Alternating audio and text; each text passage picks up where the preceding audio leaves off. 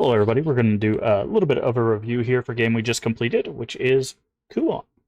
We played Kuon on the PS2, right here. We just got done with our playthrough of all three phases of the game. So we played the game to completion. We did Yin phase, we did Yang phase, and we did the Kuon phase.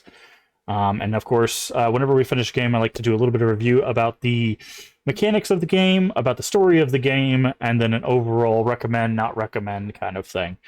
So we'll start with the mechanics. This is very much a game came out in 2004, very much a survival horror game in the mechanics. You find, one thing that's really cool is you do find spells as ammunition, essentially. So instead of getting like a pistol and a shotgun and stuff like that, you find like a low-level fireball, a higher-level fireball.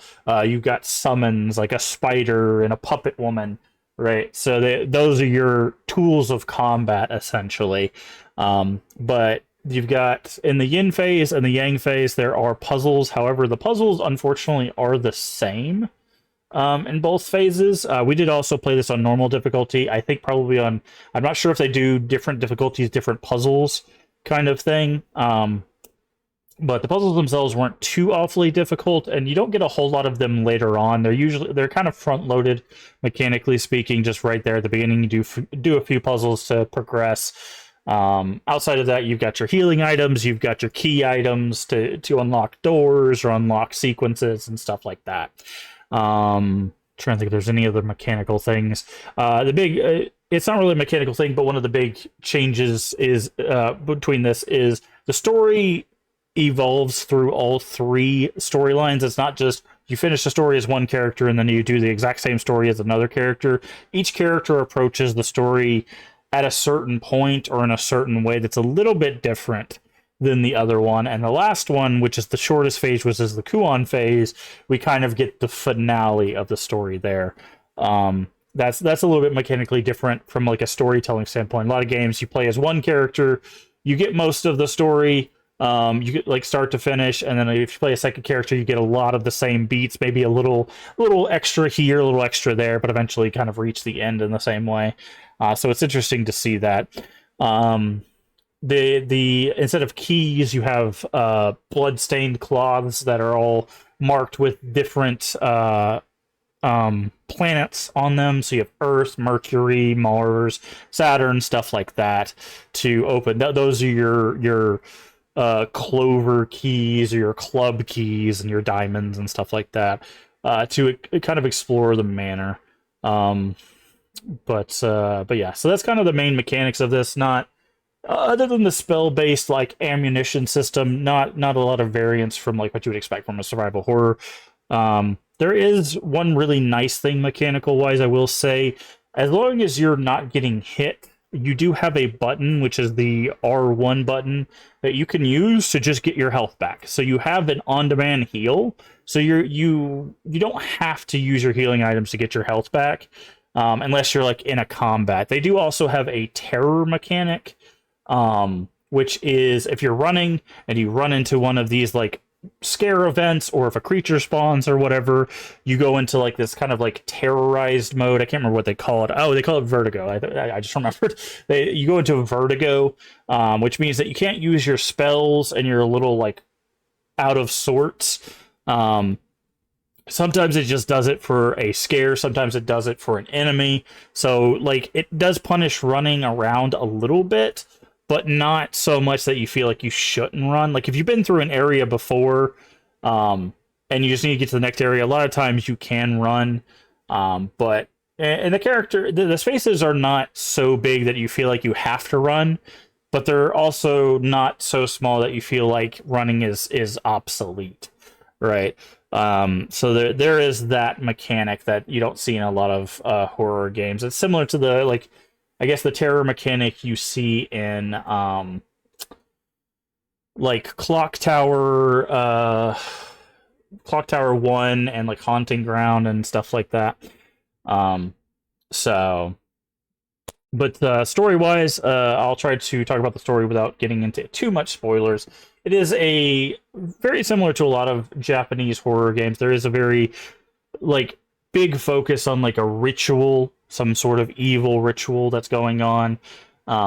And that's kind of what you're uncovering as you play this. As you play the different characters, they kind of figure out how this ritual came to be, why it came to be, what's causing it, why there's all of these different like silk chests around, what the ritual itself does. And at one point we're told it does one thing, and then we find out later that that's not actually what happens. So they give you a little bit of a bait and switch in part of the story. There's not really any, I would say, any real twists to the story. It's pretty much you once you kind of figure out where it's going, it follows that path. I will say I do like that the last character, they don't waste your time. They know you've already played. You have to play Yin phase and Yang phase to even play the Kuon phase, and they know you've already played 2 characters fully. So they really just kind of streamline your way to the finale.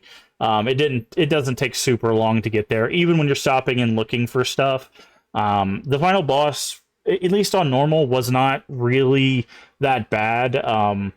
He did have a blocking mechanic, which was a little tedious to get around, but overall, it wasn't that bad of a fight. So the final boss, it's a nice little bow on the finale. I won't spoil who it is, but yeah. Trying to think if there's any other story. There's different people. The Yin phase and Yang phase have basically, they're approaching the ritual from two different aspects.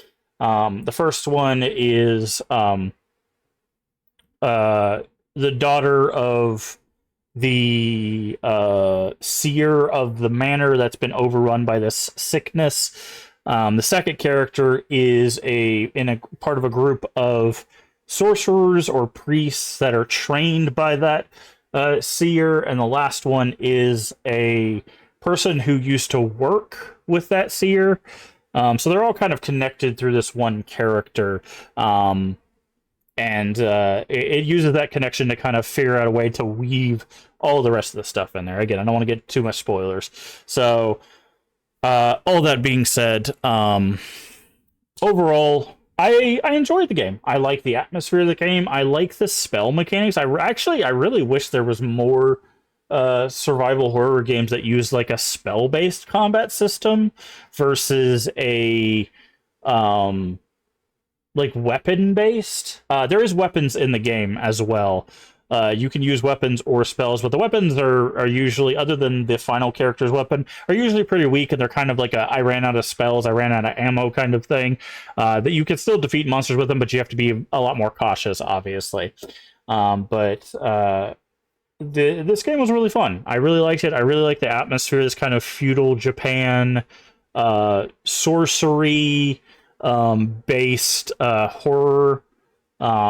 Also, the way things move was very kind of cool. They have some like weird movement with some of the creatures you run into, and how the people kind of deal with the different like views on the sickness and stuff like that. There's a lot of really cool things about this game from a lot of different aspects. So I think I would definitely recommend it. If you're interested in playing Kuon, I definitely recommend it. Now, I will say, getting a physical copy of this game can be exceptionally expensive. Like, we're talking really, really expensive. I was able to catch a pretty big deal on my copy, but just to give you kind of a heads up, if you're looking for a physical version, as of time of this recording,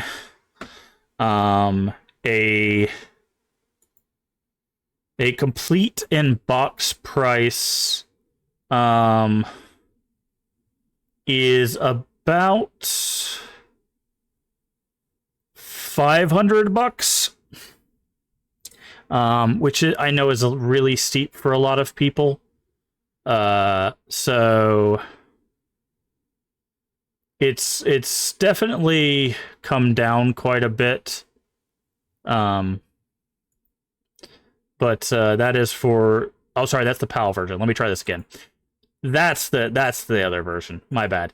That was the PAL version. PAL version is significantly cheaper. The US copy of Kuon is, it won't let me click on it, but complete in box is about $900. I found it for significantly cheaper than that, thankfully. But it's expensive. It's a very expensive game. So my advice with a lot of these games, especially games like this, are emulate them. If you know someone who knows something about emulation, if you know emulation yourself, emulate the game. It's far too expensive. Unless you're doing like myself, where you're working with like preservation initiatives, or you have some reason to need a physical copy and you have the disposable income to do so, then obviously it's your money, do what you want. But it is far too expensive. I don't think any game is a $900 game. Like I can't think of a single game in all of my years of gaming that I could see spending $900 on. Like even $500 is very, very expensive for a singular game. But if you can get it emulated, if you can get that set up, I do recommend giving it a play. If you can't get the emulation and stuff, I hope you enjoyed our playthrough at the very least. I did enjoy it, and I'm hopeful that maybe one day we'll either get a remaster or a port or something. But right now, it doesn't look like it's in the cards, but anything can happen, right? Anything can happen. So thank you so much for watching this review. Don't forget to leave a like, a comment, and do subscribe to the channel for more reviews and more playthroughs. And I'll see you in the next review. Bye-bye.